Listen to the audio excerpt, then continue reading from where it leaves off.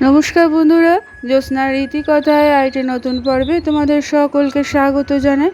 বন্ধুরা, আজকে পর্বে তোমরা জানতে পারবে 2024 সালে আষাঢ় মাসের অমাবস্যা কত তারিখে পড়েছে, তার পূর্ণাঙ্গ সময়সূচি এবং এই অমাবস্যা আমরা কীভাবে পালন করব, আর এই অমাবস্যায় কী কী কাজ করা উচিত, এই সমগ্র তত্ত্বাদি আজকে পর্বে তোমরা জানতে পারবে। ভালো লাগলে অবশ্যই শেয়ার করে দিও, লাইক করে দিও। আর ইউটিউবের বন্ধুরা আমার চ্যানেলটিকে সাবস্ক্রাইব করে রেখো, আর ফেসবুকের বন্ধুরা আমার পেজটিকে ফলো করে রেখো, যাতে এইরকম কোনো ভিডিও নোটিফিকেশান সবার আগে তোমাদের কাছে পৌঁছে যেতে পারে। হিন্দু ধর্মের অমাবস্যার তিথি বিশেষ গুরুত্ব রয়েছে বন্ধুরা। অমাবস্যার এই তিথিতে গঙ্গা স্নান, দান, পূর্বপুরুষদের জন্য তর্পণ করার একটা শ্রেষ্ঠ সময়।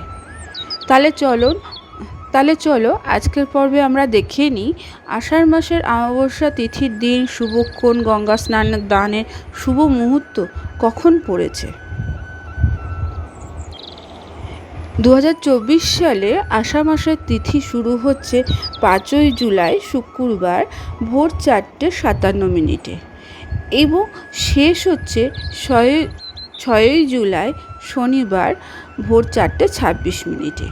উদয় তিথি অনুসারে এই বছর অমাবস্যা তিথিটি পড়েছে 5ই জুলাই।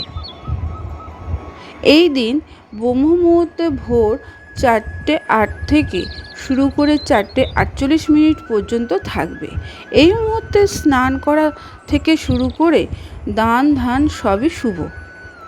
আষাঢ় অমাবস্যার দিন অভিজিৎ মুহূর্ত শুরু হবে দুপুর 12:04 থেকে এবং এই মুহূর্তে পুজো ও স্নানের জন্য খুবই।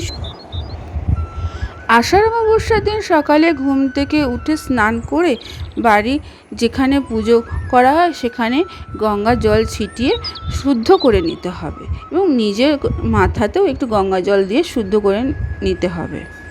এরপর সূর্যদেবের উদ্দেশ্যে জল অর্পণ করতে হবে। তারপর ভগবান বিষ্ণুর মূর্তি স্থাপন করে বিধি মতো পুজো করতে হবে, যেহেতু এই মাসটা বিষ্ণু পুজোর জন্য খুবই গুরুত্বপূর্ণ।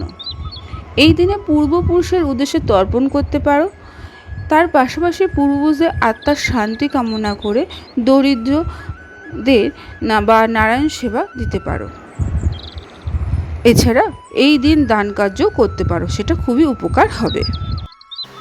বন্ধুরা, আষাঢ় অমাবস্যার দিন এই কাজগুলো অবশ্যই করবে, তাহলে সুখ সমৃদ্ধি তোমাদের বজায় থাকবে।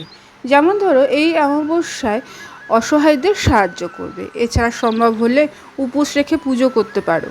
পুজোর দিন অশ্বত্থ গাছে জল নিবেদন করবে এবং গাছের নিচে ঘিয়ের প্রদীপ জ্বালাবে। কথিত আছে যে যারা এই দিনে অভাবী ও দারিদ্রদের বস্ত্র দান করে তাদের জীবনে সর্বদা সুখ এবং সমৃদ্ধি বজায় থাকে। তাহলে অবশ্যই এই অমাবস্যায় এই কাজগুলো করো, দেখবে তোমাদের জীবনে উন্নতি আসবে। আজকের পর্বটি এখানে শেষ করলাম। আরেকটি পর্ব নিয়ে তোমাদের কাছে পরবর্তী সময়ে আবার হাজির হয়ে যাব। ততক্ষণ তোমরা ভালো থাকো, অপরকে ভালো রাখতে সাহায্য করো।